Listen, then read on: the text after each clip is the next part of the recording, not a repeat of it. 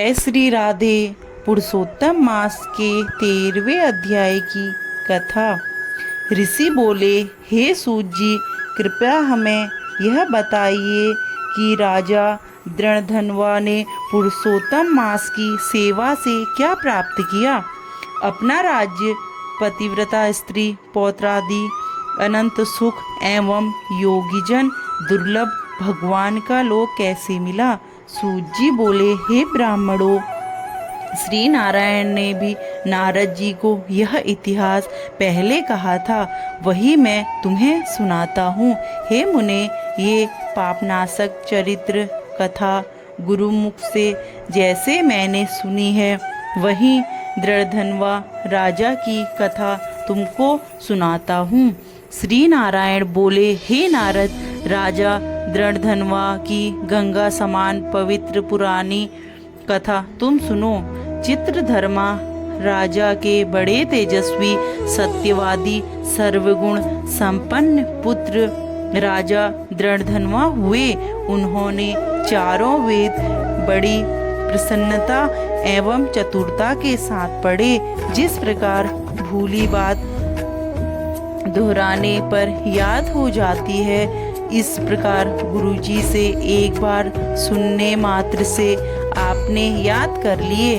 विद्याध्ययन करने के उपरांत गुरुजी को दक्षिणा देकर आज्ञा प्राप्त कर अपने पिता के नगर में आए। नगर निवासियों को आनंदित करते हुए अपने महल में पहुंचकर पिताजी को प्रसन्न किया।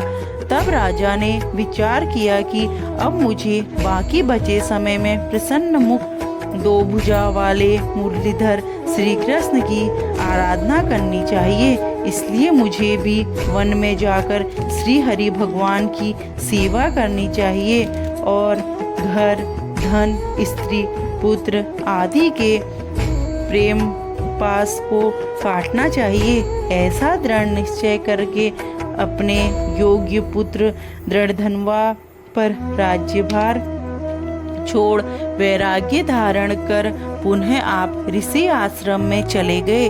वहां जाकर निराहार रह सब कामनाएं छोड़कर राजा ने मन में श्री कृष्ण का ध्यान करते हुए तपस्या प्रारंभ की तथा राजा चित्रधर्मा तपस्या करते करते वैकुंठ को प्राप्त हुए। राजा दृढ़धनवा के पिता के वैकुंठवास के समाचार को सुना। पिता भक्त महाराज दृढ़धनवा ने हर्ष एवं शोक में विद्वानों के कथानुसार पिता का क्रियाकर्म किया। पवित्र नगर पुष्करावर्तक में नीति शास्त्र में निपुण राजा राज्य करने लगा। उनकी सुंदर स्वभाव वाली विदर्भ देश के राजा की पुत्री गुण सुंदरी नाम की धर्मपत्नी थी। उसके 4 सुंदर चतुर पुत्र उत्पन्न किए तथा चारुमती नाम की एक कन्या उत्पन्न की। उनके चारों पुत्र माननीय सूरवीर थे। चित्रवाकु, चित्रवाह, मणिमान, चित्रकुंडल उनके नाम थे। श्री नारायण बोले, एक दिन रात्रि में सोते समय राजा विचार करने लगा कि यह सब सुख किस बड़े पुण्य का फल है। मैंने कोई तप नहीं किया, न दान किया, न कोई हवन ही किया है। इस समय किसके पास जाकर अपने भाग्य का कारण जानूं। इस प्रकार विचारते हुए रात्रि बीत गई। प्रातः काल ब्रह्म मुहूर्त में उठकर स्नानादि नित्य कर्म किया। प्रातः संध्या कराते हुए सूर्योदय होने पर अर्घ्य देकर भगवत कृपा से ब्राह्मणा आदि को स्वागत, सत्कार, नमस्कार, दान आदि देकर घोड़े पर सवार हुए। राजा घोड़े पर सवार हो शिकार खेलने वन में जा पहुँचे। वहाँ मृग, 12 सिंह एवं अनेकों भयानक पशुओं का वध किया। एक मृग राजा दृढ़धनवा के बाण द्वारा विंधा हुआ उस वन से दूसरे वन में भागने लगा। राजा ने भागते हिरण के खून की गिरी बूंदों को देखते हुए पीछा किया। किंतु मृग कहीं जाकर छिप गया। राजा वन में भटकते रहे। राजा को प्यास लगने लगी और वह व्याकुल हो गए। जल की खोज करने पर उन्हें एक बड़ा सा सरोवर दिखाई दिया। वहां जाकर जल पिया और फिर किनारे पर जा बैठे। राजा ने वहां एक बड़ा पेड़ देखा।